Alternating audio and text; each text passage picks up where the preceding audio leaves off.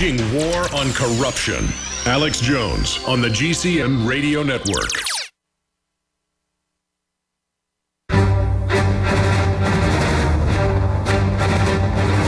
Big Brother, mainstream media, government cover-ups.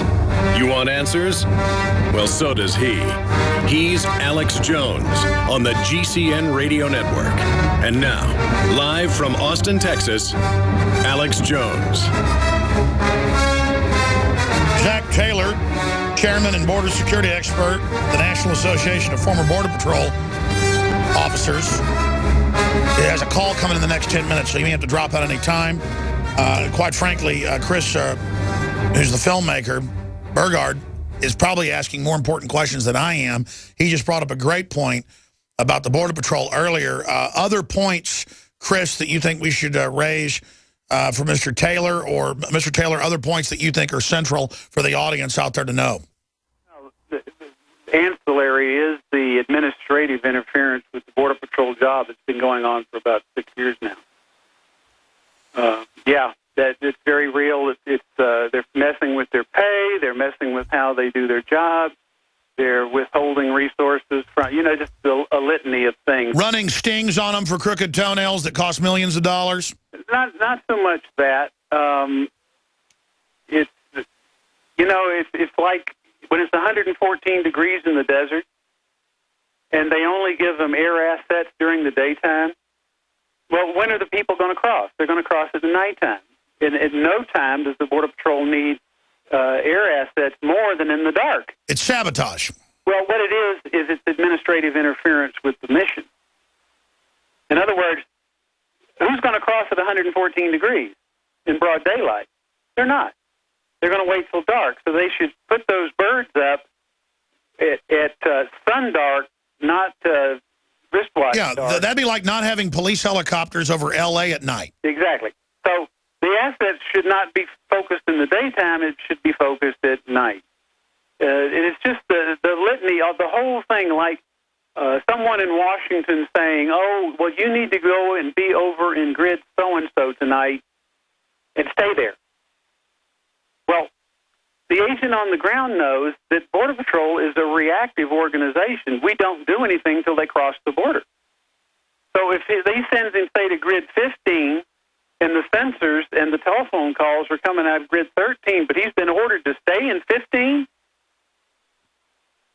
that's going to be a situation where nothing happened there, even though they had telephone calls and sensors go off because they weren't checked. So what happens is maybe 400 got away in grid 13, but there's no record of it. Well, bottom line, sir, you know about the border. You're an expert on that. I know about who's given the political money, and I live here in Austin. The Mexican mafia has basically invested a lot of their money into films, into infrastructure, into everything, and they're giving money to the Democratic Party. And the word I've gotten from high-level people in the DEA... Go, Alex. I understand you got to go. Thank you so much.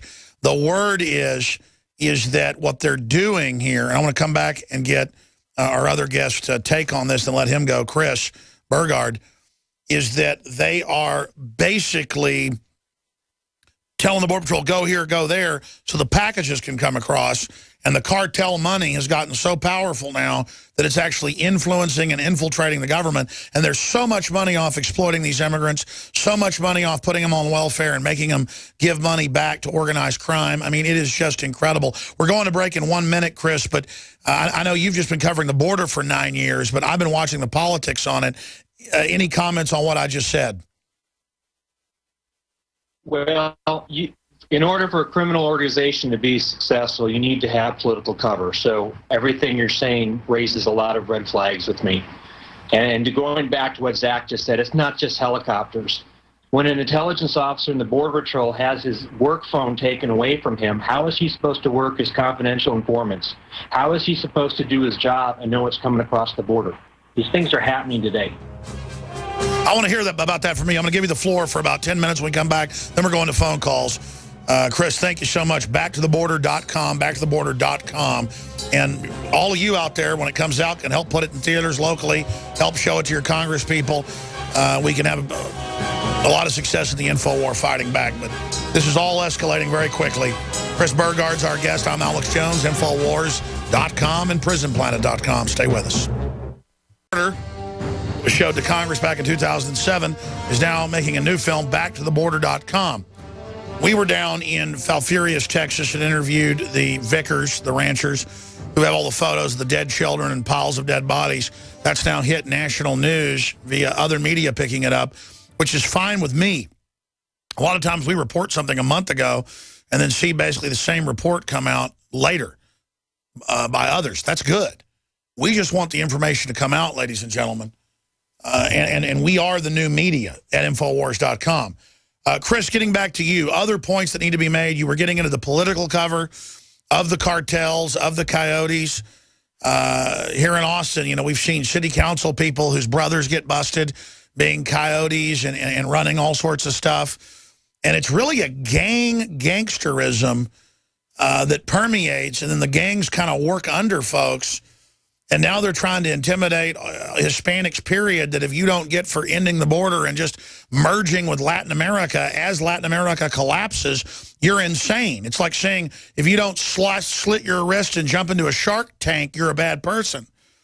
I mean, it's just it's so obvious that we don't want to have wide open borders. It's so obvious that Latin America is descending into hell. It's so obvious that kidnappings and crime are exploding everywhere in the U.S. for the first time in decades, because the worst of the worst are coming up here. America is like a joke. I mean, it's so over the top. It's so bizarre. And then they just go, hey, do it or you're racist. The political correctness, the bizarreness, the arrogance of Robert Rodriguez living in his $30 million house, you know, running around saying Viva la Raza. It's just like, I'd say Viva la Raza if the countries weren't collapsing and the people had jobs and were, it's crazy town. What do you think the end game is? And then I want you to talk about just the bigger picture. Well, I think, first of all, you have to understand, you have to have a lot of respect for the drug cartels, because they are running multi-billion-dollar operations and they are playing chess when everyone else is playing checkers. And you have to look at the business model that's worked. Look, it's called plata or plomo, silver or lead. And it worked in Colombia, and then it came up through Central America, and you see what's happened to Mexico. Why should those same business principles not work in the United States? If I was running an organization, I would use what works for me. And in the last 9 years, unfortunately, I'm seeing this momentum coming at us, not stopping at the border, but rolling into the United States. I mean, let's look at the kidnappings in Arizona. I mean, it's here, guys. And these folks that, like Zach told you about, the majority of people that you're not seeing, you know, these young gangbangers being brought in, and across New Mexico, Arizona, Texas, every Border Patrol agent I talked to said they're seeing in almost every group young gangbangers coming up from Central America and from Mexico. This is personnel. These are soldiers that they're using to put in their infrastructure. You're talking about an industry that all the reports I've read say they make $6.6 billion a year in trafficking humans and more than $7 billion a year trafficking narcotics. That's a $14 billion a year industry. You can buy a lot with that. End game, I hope you don't end up looking like Mexico. And I love Mexico. I used to go surfing there several times a year. I go with my church down in Mexico to build houses. There's good people down there who are being decimated. I do not want to see that happen in this country. I do not want my kids growing up in a country that is not what my dad left me. Well, I know I've been to Guatemala and Honduras and places, and my dad's done aid missions down to South America, down in the Green Hell, in Paraguay and places like that. And it's not just that it's scary, it's the feeling of desperateness, the feeling of oppression. The cops smile at you with gold teeth and laugh at you and laugh at everybody else, and everyone's scared. I mean, it's just a feeling of failure and sadness, and you're so sad for the people. And now that's America, and Hollywood and the Democrats and the Republican leaders are just hailing the TB and hailing the scabies and hailing the Black Plague and hailing the dead bodies and the kidnappings. and just smiling and saying it's a beautiful new age. What the hell is wrong with the political class in this country? I mean, how did we get to this? Money, power, what's cool? I mean, when I first started reporting this 9 years ago, first thing they did was they hit me as being a racist, a bad person, which is laughable for anybody that knows me or knows my family. So you ride the cool factor. Anybody that cares about border security is a racist. They're a bad person. Anybody, and politicians, they will ride that. You got to follow the money and follow the power. And securing the border isn't cool. Standing up for America isn't cool. Being concerned about what we're doing to our kids' future, that's just not cool. And people are going to do what they feel, whether it's in politics or pop culture. And until people feel that there's something going on they need to pay attention to, and now you're starting to see it. You know, the Texas border sheriffs used to always say, look, what we're dealing with on the border today, the sheriffs in the rest of the country are going to be dealing with tomorrow. Well, today is now tomorrow. And it's not until it's in their own communities that people are actually going to pay attention to this. I hope to heck the deaths don't go up in Chicago. But if I'm on the border and I'm seeing guys being brought in that I think may be soldiers for the cartels, and I see what the